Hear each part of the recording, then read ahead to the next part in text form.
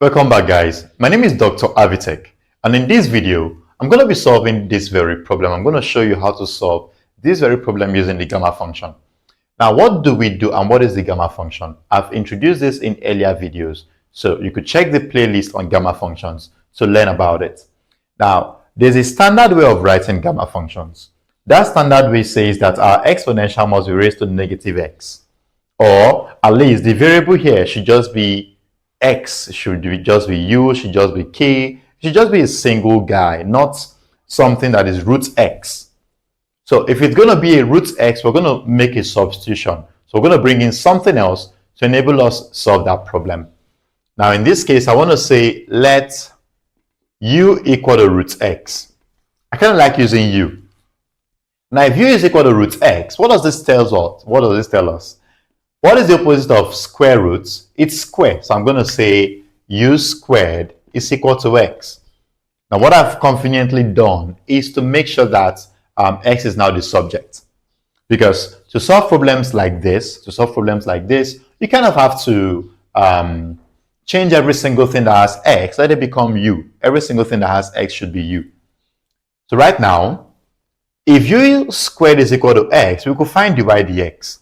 So we could say differentiate this 2u, differentiate u squared, what we're going to be getting is going to become 2u du equal to, this is x, so this will just be dx.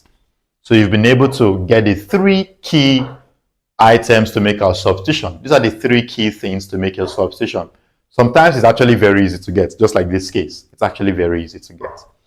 So the integral from 0 to infinity, now this is root x. What is root x? Root x is u. So this is u.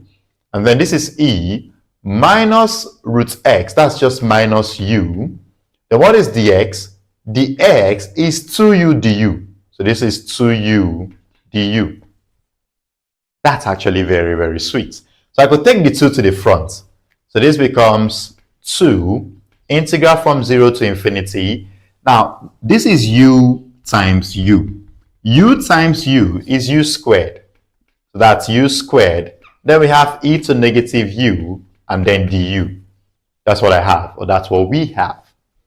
So this will become 2. If you look at this, it now looks like our standard form.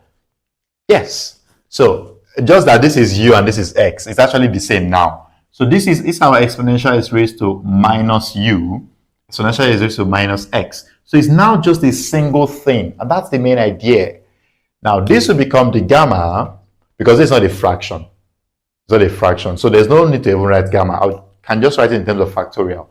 So this is 2 times 2 factorial. Since the number here is 2, I'm just going to say this is 2 factorial. It's actually easier that way. I'm not going to be using the gamma representation since it is not a fraction.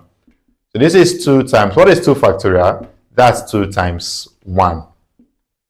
So 2 times 2, that's 4. And that's actually the answer. It's actually very easy to solve. So this will be all for this very video. Remember to hit the subscribe button, like this video, and share it across to your classmates. I'll see you in the next one.